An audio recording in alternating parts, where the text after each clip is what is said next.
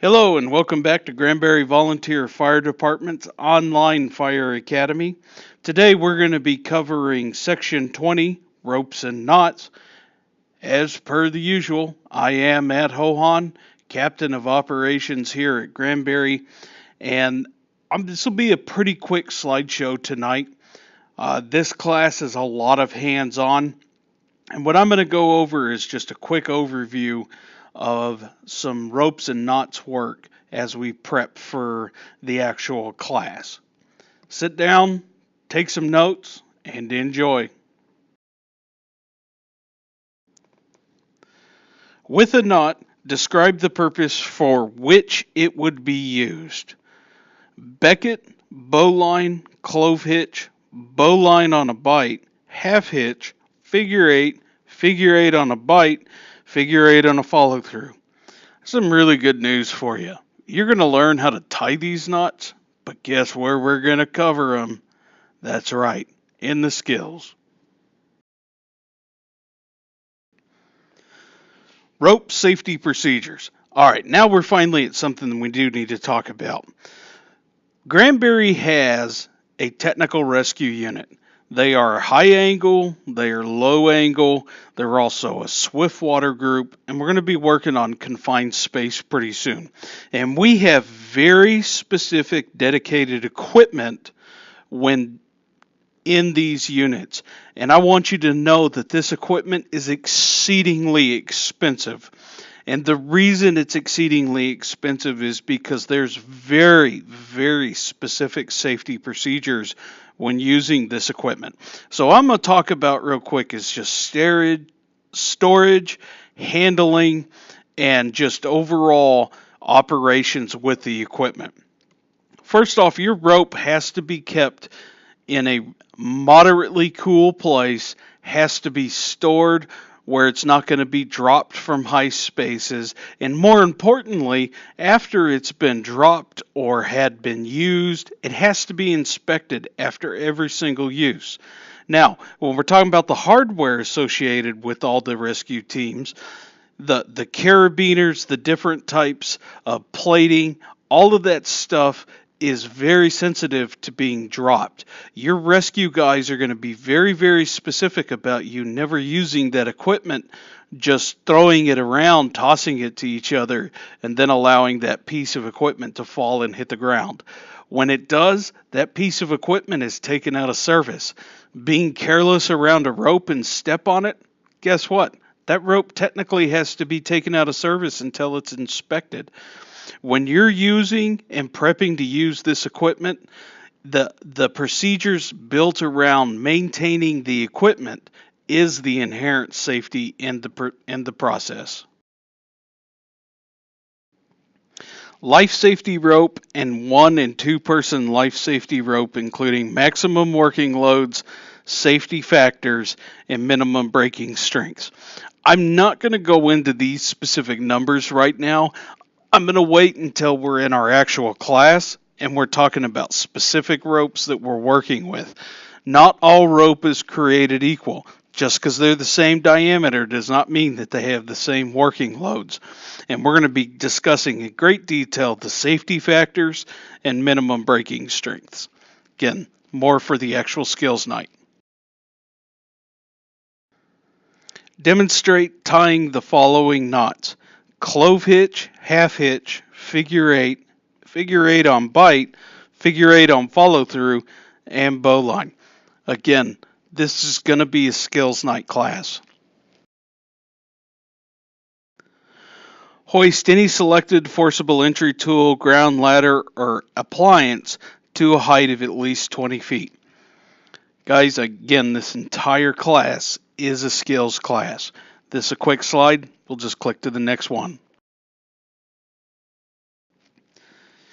Finally, a discussion slide. Technique of inspection, cleaning, maintaining, storage, safety procedures, and reason for placing rope out of service. So I'm going to first just start with technique of inspection. Inspecting a rope is pretty simple. Ultimately, we're going to pull it out of its rope storage bag, and we're just going to start at one end, and we're going to start running it through our hand. And what we're going to be feeling for is any nicks, burrs, or cuts. And we're going to seriously inspect that rope. And if the inspector determines that that rope is compromised, you now have an option. You can either cut the rope and completely eliminate the section where the rope's been damaged, or you can completely take the rope out of service for life safety. Now that doesn't mean the rope's just thrown in the garbage and it's done. That rope can be transferred to the Swiftwater guys or any other utility rope uses. As far as cleaning, simple soap and water, and then let the rope air dry. Maintaining the rope, make sure that we keep all one type of rope together in one bag. Do not take utility rope and mix it with life safety rope, and vice versa. We keep our rope stored in cabinets, and our life safety rope and our life safety equipment is in one cabinet, and our utility rope is in a completely different cabinet. As far as storage, again, you don't want life safety rope just laying out in the bay for common use for our firefighters. We don't need our assistant chief taking our life safety rope out to the hayfield and tying down hay bales to his tractor, and then a week later slipping the rope back to the station. And as far as reasons for placing a rope out of service, the reasons are unlimited. Now, they may be financially impactful, but if a life safety rope is even remotely compromised and you're unsure about its usability in life safety, either get another person that knows more about the inspection process to make the determination if it's salvageable, or taking it out of service. More importantly, until someone more knowledgeable can make the inspection, take the rope out of service. Do not allow that rope to become life safety rope on scene.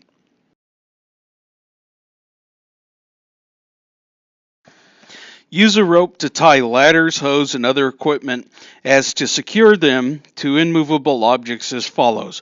One thing I want to add to this particular slide, and one thing that you may not have a particular interest in joining a specific rescue team, but you'll find a lot of use for just basic knots and how to actually use those knots to your advantage on scene.